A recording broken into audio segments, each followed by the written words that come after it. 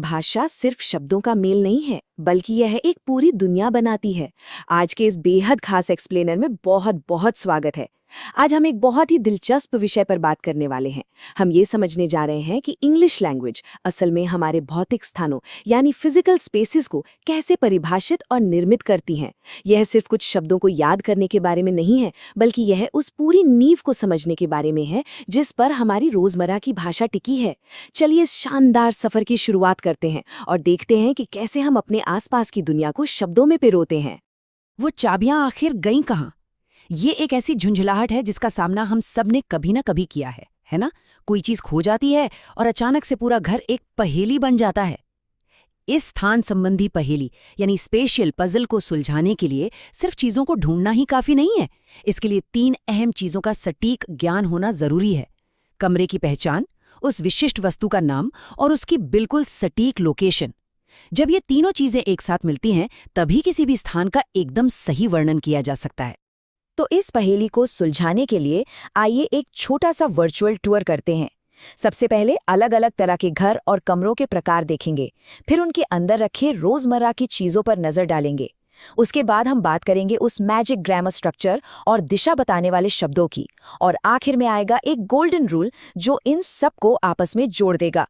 चलिए बिना किसी देरी के शुरू करते हैं। सबसे पहले आइए इन इमारतों को थोड़ा बाहर से समझने की कोशिश करते हैं। यहाँ एक बहुत ही शानदार ट्रांस अटलांटिक अंतर देखने को मिलता है। भाषा कैसे भूगोल के हिसाब से बदलती है, इसका ये एक बेहतरीन उदाहरण है।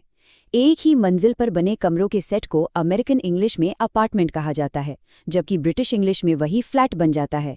और ध्यान रखने वाली बात यह है कि ये दोनों ही उन हाउसेज यानी घरों से बिल्कुल अलग हैं जो आमतौर पर किसी बगीचे के साथ एक स्वतंत्र और अलग इमारत के रूप में होते हैं। बाहरी दीवारों को समझने के बाद अब मुख्य दरवाजे से घर के अंदर कदम रखते हैं।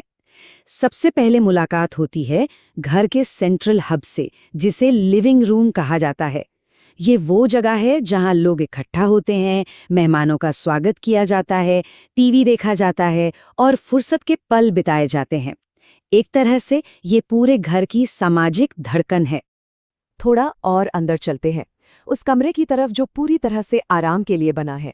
बेडरूम वो जगह है जो सिर्फ और सिर्फ सुकून और नींद के लिए समर्पित है। ये बाहरी दुनिया के शोर शराबे से कोसों दूर एक शांत कोना होता है। अब यहाँ एक ऐसी सांस्कृतिक बारीकी या कल्चरल क्वर्क छिपा है जिसे जानना बेहद जरूरी है।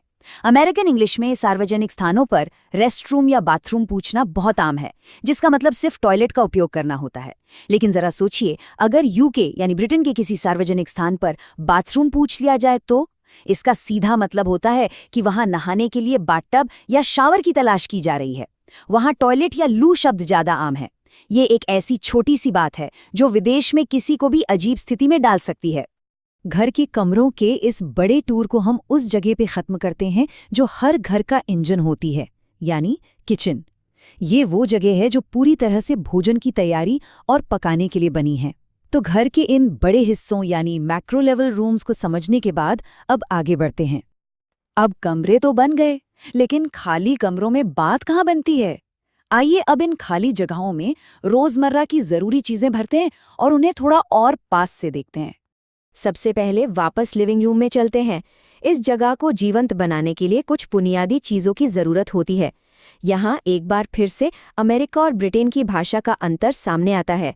बैठने की उस लंबी जगह को अमेरिका में अक्सर काउच कहा जाता है, जबकि ब्रिटेन में ज्यादातर लोग इसे सोफा कहते हैं। इसके अलावा आर्म चेयर, फर्श पर कारपेट या रग और एक टेबल इस कमरे की सबसे आवश्यक वस्तुएं हैं। अब सीधा किचन की ओर चलते हैं। किचन में खाना स्टोर करने, पकाने और परोसने का पूरा इंतजाम होता है।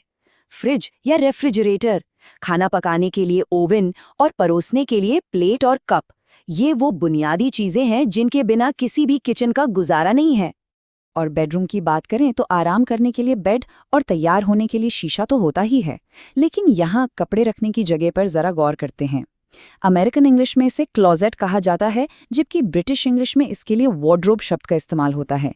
ये एक बहुत ही महत्वपूर्ण अंतर है जिसे याद रखना चाहिए। चीजें तो अपनी जगह पर आ गईं, लेकिन अब उन्हें भाषा के सांचे में कैसे ढाला जाए? आइए उस मैजिक ग्रामर स्ट्रक्चर की बात करते हैं जो हमें ये बताता है कि किसी जगह में असल में क्या मौजूद है। अक्सर हम किसी चीज के होने को बताने के लिए टू हैव जैसी वर्ब सोचने लगते हैं, लेकिन इंग्लिश में ये काम ऐसे नहीं होता। हम ये नहीं कहते कि the table has an apple. यहाँ एंट्री होती है देयर इज और देयर आर की, और इनके बीच का नियम बिल्कुल साफ और सख्त है। जब कोई चीज सिर्फ एक हो यानी सिंगुलर, जैसे एक टीवी, तो देयर इज का उपयोग होता है, और जब चीजें एक से अधिक हों यानी प्लूरल, जैसे 2 बेड, तो सीधे देयर आर का इस्तेमाल किया जाता है। ये स्ट्रक्चर भाषा की पूरी नींव को मजबूत करता है। अब जब ये पता चल गया कि क्या मौजूद है, तो सवाल उठता है कि वो आखिर है कहाँ।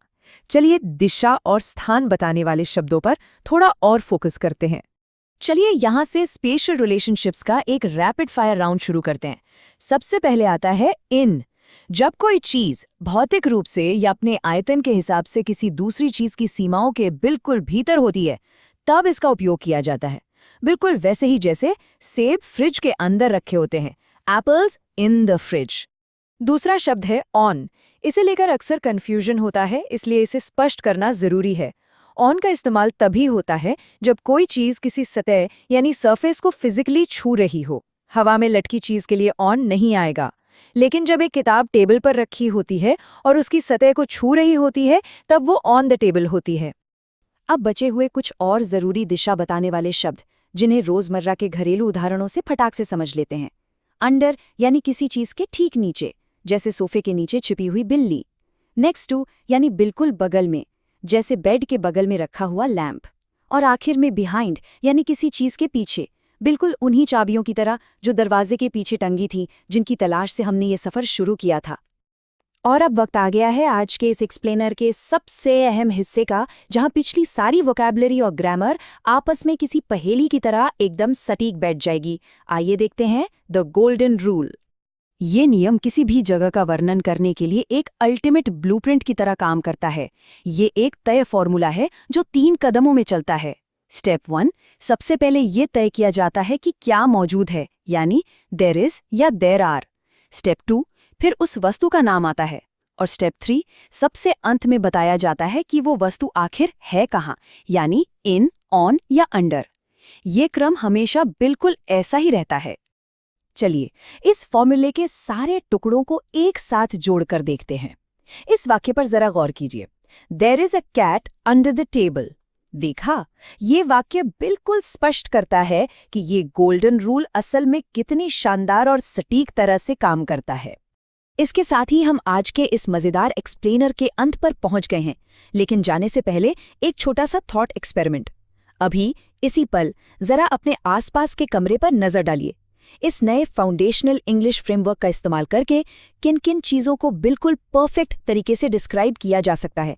इस नए नियम को अपनी ही भौतिक दुनिया पर तुरंत आजमाकर देखना यकीनन एक जबरदस्त अनुभव होगा। इसे जरूर ट्राई कीजिए और इस सीखने की प्रक्रिया को ऐसे ही मजेदार बनाए रखिए। दखन का लय धन्यवाद। स्लोविंगो का सत सखन जर रख।